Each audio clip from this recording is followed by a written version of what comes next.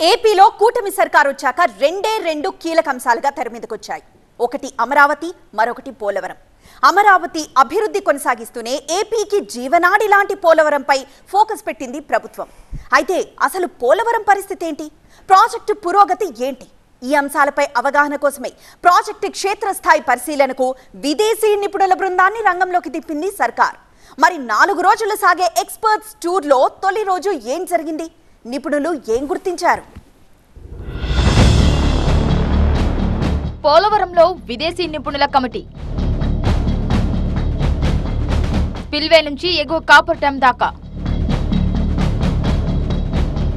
తొలి రోజు ప్రాజెక్టు పరిశీలనలో ఎక్స్పర్ట్స్ బృందం. మరో 3 రోజులు సాగనున్న పోలవరం పరిశీలన. పోలవరం ప్రాజెక్టు దగ్గర విదేశీ నిపుణుల బృందం పరిశీలన కొనసాగుతోంది. పూర్తిగా కూడా పోలవరం ప్రాజెక్టుకు సంబంధించి ప్రస్తుతం పరిస్థితులు ఏదైతే నిర్మాణానికి సంబంధించినటువంటి పురోగతిని ఎలా సాధించాలి, ఎక్కడ అవాంతరాలు ఏర్పడుతున్నాయి, ఎక్కడ సాంకేతిక ఇబ్బందులు ఏర్పడుతున్నాయి, దీనికి సంబంధించిన కారణాలు ఏంటి, వాటిని పూర్తిగా కూడా అధిగమించడానికి ఎలాంటి చర్యలు తీసుకోవాలి, దీనికి సంబంధించి అమెరికా, కెనడాలకు చెందినటువంటి 4 సభ్యుల బృందం పోలవరం ప్రాజెక్టులో ఈ రోజు నుంచి 4 రోజుల పాటు పర్యటిస్తున్న పరిస్థితి కనిపిస్తుంది. ముందుగా స్పిల్వేని చూసిన తర్వాత ఎగువ కాపర్ డ్యామ్ చేరుకున్నారు. ఎగువ కాపర్ డ్యామ్ దగ్గర పూర్తి కూడా పోలవరం ప్రాజెక్టుకి సంబంధించి భౌగోళిక స్థితిగతులు, ఏదైతే గోదావరి నదీ ప్రవాహం ఉంటుందో నదీ ప్రవాహానికి సంబంధించినటువంటి వివిధ అంశాలతో పాటు దీనిపైన నదిపైన నిర్మించినటువంటి ఎగువ కాపర్ డ్యామ్, దిగువ కాపర్ డ్యామ్, అదేవిధంగా డయాఫ్రమ్ వాల్, ఈ రెండింటి మధ్యలో నిర్మించినటువంటి డయాఫ్రమ్ వాల్, దీనికి సంబంధించి పూర్తిగా కూడా అధికారులను అడిగి పూర్తి వివరాలు అయితే తెలుసుకున్నారు. పోలవరం ప్రాజెక్టులో తొలి రోజు విదేశీ నిపుణుల బృందం పర్యటన ముగిసింది. అమెరికా, కెనడాలకు చెందిన జియాన్ డి సిస్కో, David Paul, Richard Donnelly, Sean Hinchberger అధికారుల బృందంతో కలిసి ప్రాజెక్టును పరిశీలించారు. సిడబ్ల్యూసీకి చెందిన అశ్విని కుమార్, ఇరిగేషన్ ఎస్సీ నరసింహమూర్తి, మాజీ ఈఎన్సీ ఇరిగేషన్ సలహాదారులు వెంకటేశ్వరరావు నిపుణుల బృందానికి ప్రాజెక్టు సమగ్ర వివరాలు అందజేశారు. తొలుత రాజమండ్రి నుంచి పోలవరం చేరుకున్న నిపుణుల బృందం స్పిల్వే దగ్గరికి వెళ్లింది. దీనికి సంబంధించి నిర్మాణం దశ నుంచి ఇప్పటి వరకు ఏ పనులు చేపట్టారనే విషయాన్ని, స్పిల్ ఛానల్ మీదుగా ప్రస్తుతం ప్రవహిస్తున్న నీటి వివరాలను నిపుణుల బృందానికి వివరించారు అధికారులు. స్పిల్వే నుంచి నేరుగా ఎగువ కాఫర్ డ్యాం కు చేరుకున్న బృందం అక్కడే నిర్మాణ వివరాలను అధికారులను అడిగి తెలుసుకుంది. కాఫర్ డ్యాంలకు సంబంధించిన డిజైన్లు, నిర్మాణపు ఎత్తు, నీటి నిల్వ సామర్థ్యం తదితర వివరాలను నిపుణులకు తెలియజేశారు అధికారులు.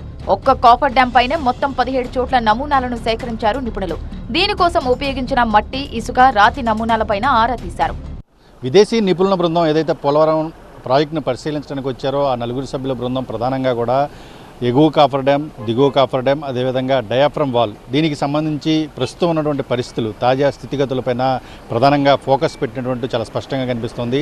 అధికారుల నుంచి పూర్తిగా ఏదైతే కాపర్ డ్యామ్లకు సంబంధించిన డిజైన్లు కావచ్చు, 2021 సమయంలో వచ్చినటువంటి ఫ్లడ్, ఆ రోజు ఉన్నటువంటి పరిస్థితులు, అప్పుడు వచ్చినటువంటి వరద చిత్రాలు, దానికి సంబంధించిన ఛాయాచిత్రాలు పూర్తిగా కూడా అడిగి తెలుసుకుంటున్నారు. అదేవిధంగా కాఫర్ డ్యామ్, ఏదైతే ఎగువ కాఫర్ డ్యామ్కు సంబంధించి ప్రస్తుతం సీపేజ్ అనేది ప్రధానమైన సమస్యగా మారిన నేపథ్యంలో దాదాపుగా 17 చోట్ల మట్టి, రాయి, అదేవిధంగా ఇసుక నమూనాలను సేకరించారు.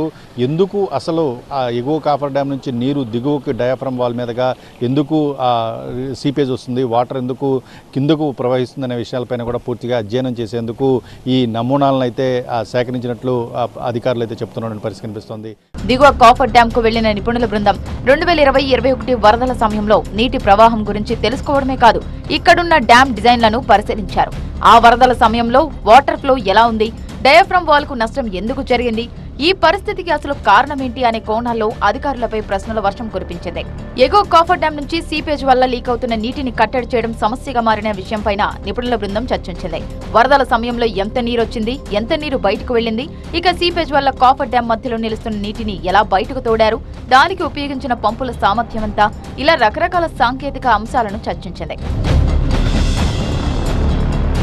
మధ్యలో భోజన విరామం తీసుకున్న ఎక్స్పర్ట్స్ కమిటీ సాయంత్రం 4ంటికి గ్యాప్ 1 ప్రాంతానికి చేరుకొని పనులను పరిశీలించింది. అనంతరం రాజమండ్రికి బయలుదేరింది. 4 రోజుల పాటు పోలవరంలో పర్యటించనున్న నిపుణుల బృందం సోమవారం డయాఫ్రమ్ వాల్ దెబ్బతిన్న ప్రాంతాన్ని క్షేత్రస్థాయిలో పరిశీలించనుంది. వాటి డిజైన్లపై అధ్యయనం చేయనుంది. ఇప్పటికే పీపీఏ, సిడబ్ల్యూసీ, ఇరిగేషన్ అధికారులతో చర్చలు జరుపుతున్నారు నిపుణులు. తమకు ఉన్న అనుమానాలపై పూర్తి క్లారిఫికేషన్ తీసుకొని అవసరమైన డిజైన్స్ పరిశీలించాక పీపీఏకి నివేదిక ఇస్తారు.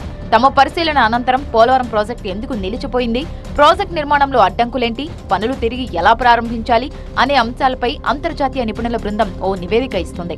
నిపుణుల నివేదికపై కేంద్ర రాష్ట్ర ప్రభుత్వాలు సంతృప్తి చెందితే ప్రాజెక్ట్ పూర్తయ్యే వరకు ఈ బృందమే పర్యవేక్షక పాత్ర పోషిస్తారు. మరి ఏం జరుగుతుందో చూడాలి. కొత్త డయాఫ్రామ్ వాల్ దాదాపు 850 మీటర్ల పొడవున గోదావరి నదికి అడ్డంగా ప్రస్తుతం ఉన్నటువంటి డయాఫ్రామ్ వాళ్ళకు అనుసంధానంగా ఏదైతే పెద్ద నూతనంగా నిర్మించాల్సి వస్తే దానికి సంబంధించి కూడా 900 కోట్ల రూపాయలతోటి కూడా ఇప్పటికే ప్రతిపాదనలు రూపొందించినటువంటి పరిస్థితి. వీటన్నిటి అంశాలపైన క్షేత్రస్థాయిలో రేపు కూడా ఈ అధికారులతోటి విదేశీ నిపుణుల బృందం పరిశీలిస్తుంది. ఆ తర్వాత 2 రోజులు కూడా మిగిలిన 2 రోజులు కూడా సిడబ్ల్యూసి అదేవిధంగా పోలవరం ప్రాజెక్ట్ అథారిటీ, ఇరిగేషన్ అధికారులు వీరందరితోటి కూడా చర్చలు జరిపిన తర్వాత వారి అభిప్రాయాలు తీసుకున్న తర్వాత వీరికి సంబంధించిన డౌట్లు ఏవైతే ఈ నిపుణుల బృందం ఉందో, 4 సంబంధించి నిపుణుల బృందం ఉందో వీరికి సంబంధించి కూడా ఉన్నటువంటి డౌట్స్ ఏమన్నా ఉంటే వాటికి సంబంధించి కూడా అధికారుల నుంచి వివరాలు తీసుకుంటారు. అదేవిధంగా డిజైన్స్ కావాల్సిన డిజైన్స్, ఫొటోస్, వీడియోస్ వీటన్నింటినీ పరిశీలించిన తర్వాత మేము పూర్తిగా కూడా సమగ్రమైన నివేదికను పోలవరం ప్రాజెక్ట్ అథారిటీకి అయితే ఇచ్చే అవకాశాలు అయితే కనిపిస్తూ ఉన్నాయి. కెమెరా పర్సన్ దుర్గాతో రవి, TV9 పోలవరం నుంచి.